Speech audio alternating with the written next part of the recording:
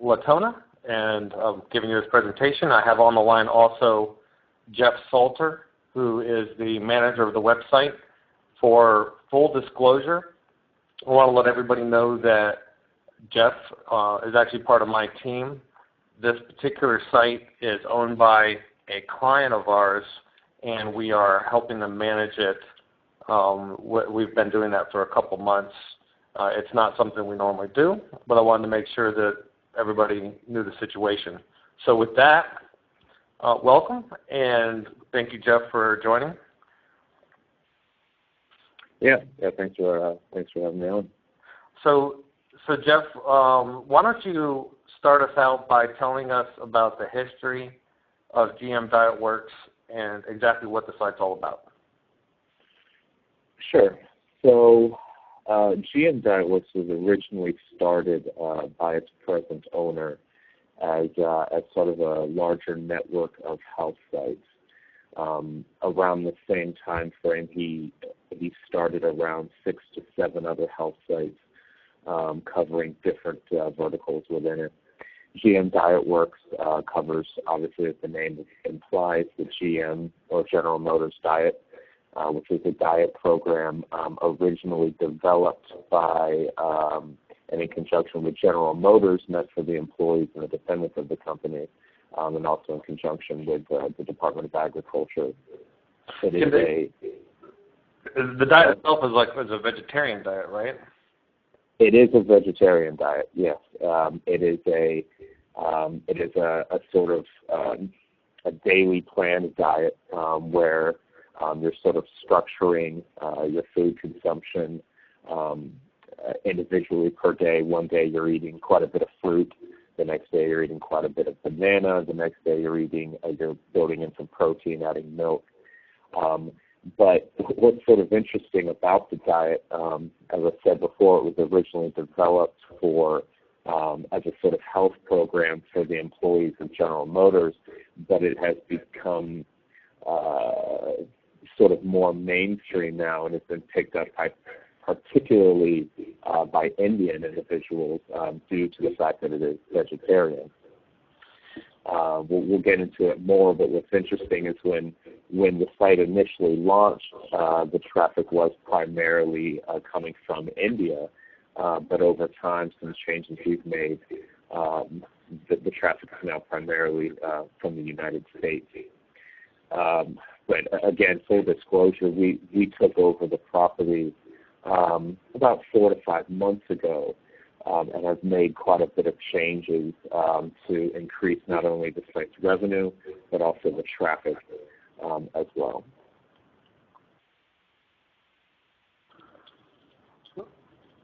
Okay. I had someone just send a question asking me if I can minimize the Skype box. I'm not sure why they're seeing it. The window should be the PowerPoint slide. If anybody else is seeing something other than the PowerPoint slide, if they could please let me know via the question and answer thing so I can make sure everything's working properly on this end. Anyway, let's move on to the next slide and let's jump straight into the revenue issue of the site. So I see on here that AdSense revenue, we have it starting in March because that's when you started managing the site, correct? There was no ads on it before? There was very minimal ads on it before. Okay. And it looks like the revenue's increasing every month. It's a good thing. It has been. Yeah. Okay, on June, it's about to go, looks on pace to average $748.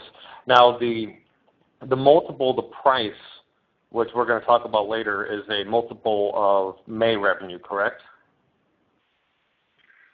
Yes, that is correct. Yeah. Okay, just want to make sure everybody was aware of that. And what is this that we're seeing here? So, 98% of the revenue does come through AdSense. Within the last 2 to 3 months or so, I started trying out a couple affiliate offers on the site. Particularly, I was interested in finding out if I could convert some of the Indian traffic at a higher rate of return. So I tried a couple offers through ClickBank affiliate program. I've tried a couple ebooks revolving around vegetarian recipes, and what you're seeing here is a minimal, be it revenue, coming from ClickBank. We've also advertised ClickBank offers through some email marketing, but as I'll touch on, I think, here in a second, we really haven't done a great job of it, and future opportunity will really revolve around monetizing some of the email collection we've been doing. Okay, thank you. And here we're looking at the traffic appears to be growing and staying relatively stable at the same time. What happened here it looks like that in May the traffic went away for a couple of days? Right. Around the time frame that we took over the site, the original owner had it sitting on a shared hosting account that also housed some of his other health sites. Around this time frame, the host was having some issues, DNS issues. So I took the site and actually removed it from its prior hosting and put it on its own dedicated, still shared hosting plan via or through HostGator. So what you're seeing there is actually a day or two where the site was down, but we quickly got it resolved, and traffic has been back to normal ever since, as you'll see in the graph. Okay. So looks like over 82% of the traffic comes from search. It's interesting that almost 13% of the traffic is direct. Usually that means that people are specifically looking for this site. Yeah, I mean, if we look into analytics, it does get it does show evidence of a lot of returning traffic. People, I mean, it really is the authority on the General Motors diet. So, people are going to come back here daily to see what they need to do on day 2, day 3, day 5, day 7 of the diet plan. That's right. It's a 14-day diet, or it revolves primarily around 7 days. Okay. You sort of repeat a 7-day interval. Yeah. Got it. So here's a list of the top landing pages. Right. And you'll see sort of what I said before, evidence here. Some of the top landing pages end up becoming, day 2 of this diet, day 5 of this diet. Uh-huh. So this is what you were talking about earlier, how over time you've gotten it to where you're getting more U.S. traffic than Indian traffic. Yeah, correct. India was the larger segment of the traffic before, just basically through some general SEO tactics, as well as the addition of a lot more content that would be, I think, a little more appealing to a wider variety of audiences. United States has slowly but surely taken over the number 1 spot. I think that's been the case for probably about 3 months now. And this was the last 30 days? That is the last 30 days we're looking at, correct. Okay. And here's the top keywords. So GM diet seems to be a pretty popular term.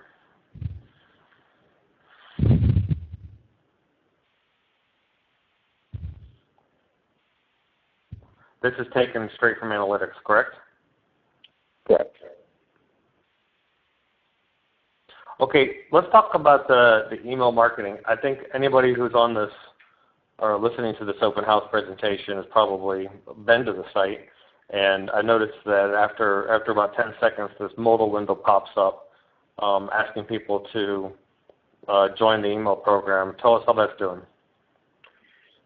So before we took over the site on behalf of the owner, he was doing some email collection, but it was far more passive. After tweaking AdSense placements and really finding optimum locations, I've been searching for, as I mentioned before, additional ways to monetize the traffic. And I felt that email marketing was definitely going to be the way to go here. The subject matter dictates that this is a site and a subject matter that they're going to be wanting to review and study every day as they sort of follow this diet plan. And so I implemented this modal pop-up here through Aweber, and ever since then we've seen just phenomenal results. I think mainly also for those of you that are logged into Facebook, you'll probably actually notice that modal window is sort of pre-populated with your account details. All you need to do is click a single button and you've subscribed, and we've got that email address. So we've been getting something over 1,000 to 1,500 new subscribers each month since launching this. Actually, it looks like in April and May, and you're probably on track to do it in June too, over 1,800. And what do you send to those people? What emails are you sending to them right now? We send a collection of or a sort of a schedule of 5 emails, but truth be told, I haven't done a real good job in making the most of it. But we initially send an email that just provides straight content. It is sort of a summation of the diet plan. Here's what you need. Here's success tips. Here's what you need to do in order to see results.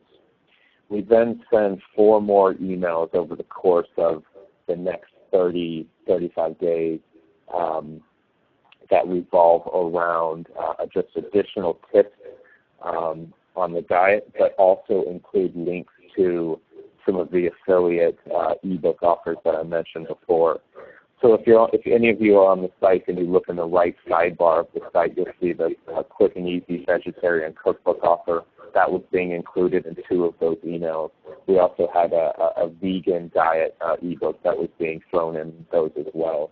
But they were mainly just text links. They weren't real aggressive ad placements. So I think any future owner would be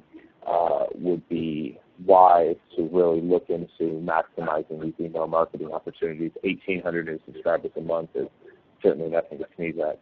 And given that it's very targeted traffic, you could do some real damage with it.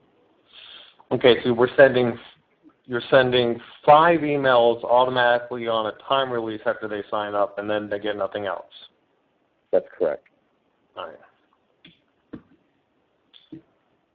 Here's just a screenshot taken from OpenSiteExplorer.org. It's a little bit about the site's popularity. I thought it was interesting there have been so many Facebook shares. Looks like people really like this site. The expenses seem rather low. Are there no other expenses other than hosting and Aweber? No, that's been it. I moved it to HostGator, which was $7 a month, and then the Aweber email service, as you can see, is $9.95 a month.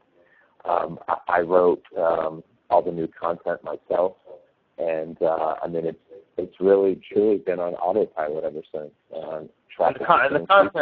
The content's static, right? It doesn't require that many updates. When was the last time you updated the content? About 4 months ago or so when I took it over. Got it. So why is it being sold? So as best that I'm able to speak on behalf of the owner, I mean, we originally took it over for him mainly because it was showing such great potential, but he had virtually no time to commit to it. He's a full-time employee at a technology company, and he just doesn't have the time to maintain it.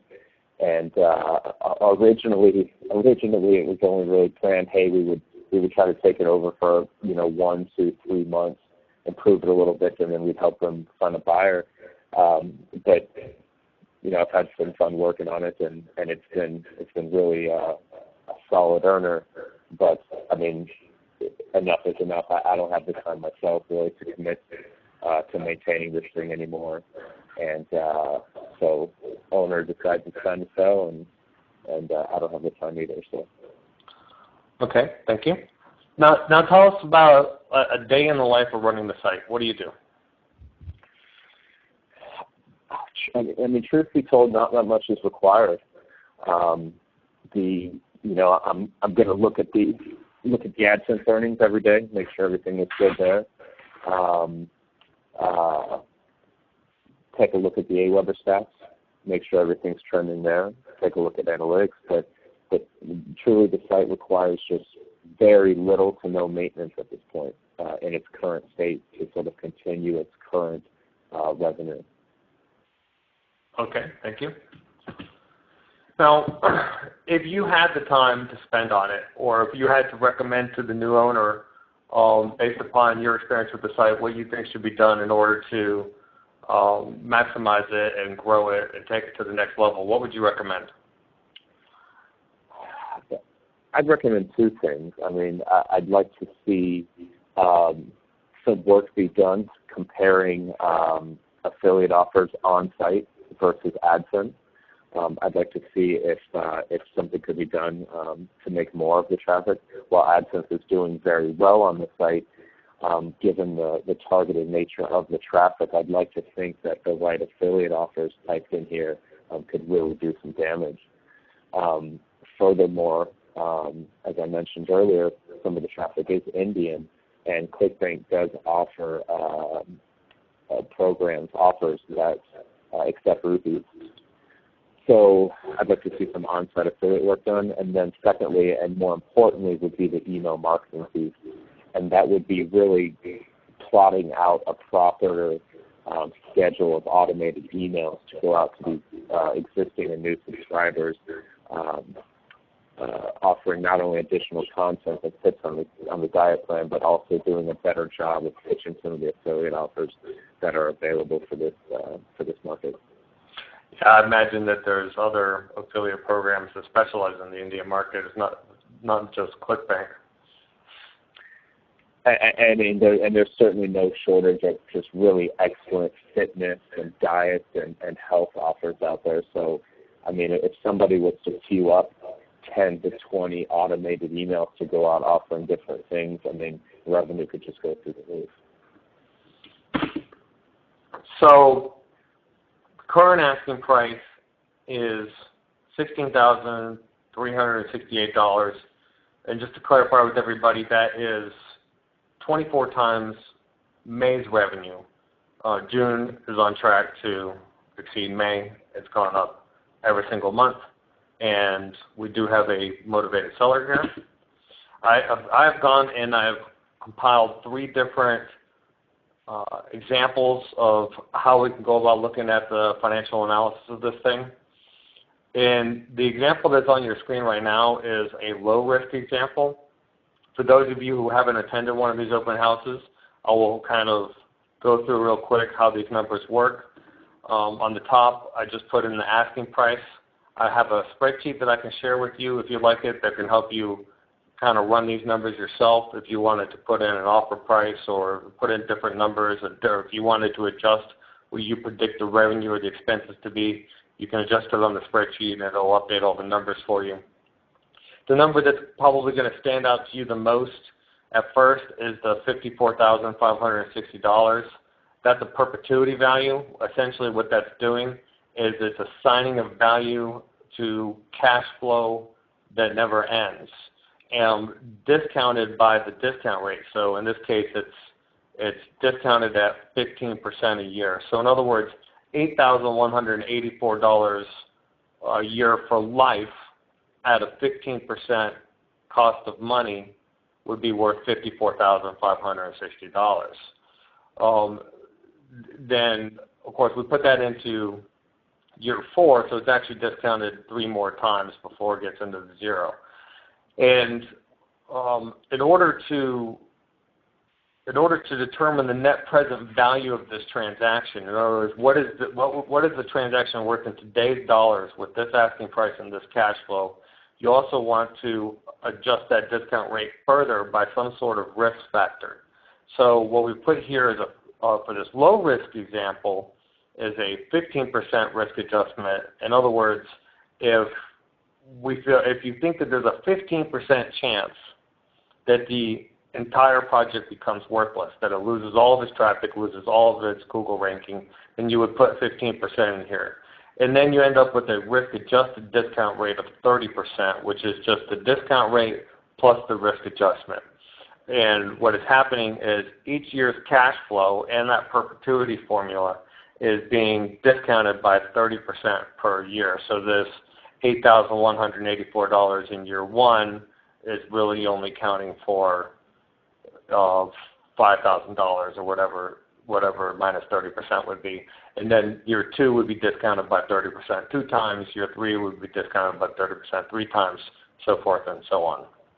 So in this low-risk example, you would be creating $16,703 in wealth and getting a 66% internal rate of return at the asking price if you agree with the risk adjustment. Put in here another scenario. Let's say you think the site has a 40% risk, which is a very high risk. Now, this is how it would affect the numbers. So now you are essentially discounting the cash flow by 55%. So using everything I said before on how all that works, what you end up with is a positive net present value of $3,475. In other words, the moment you do the transaction, you've created that much wealth. You just haven't realized the gains yet, but it was a positive transaction for your company. And then lastly, I went and I put what my opinion is. I do not think this is a 45% risk site.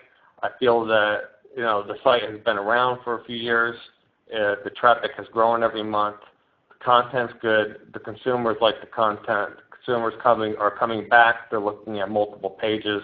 They're staying a while. They're signing up for the newsletter. Google knows that, and that's why it's been maintaining its rankings. It has survived Panda. It has survived Penguin. And it has a solid link strategy. But, everything in life has risks, and websites are still more risky than your average investments. So on this one, I applied a 30% risk adjustment. So it's my opinion that a buyer should have a positive net present value of approximately $7,500 at the current asking price. So with that, we'll open it up to any questions and answers. If anybody has anything, now's a good time to ask.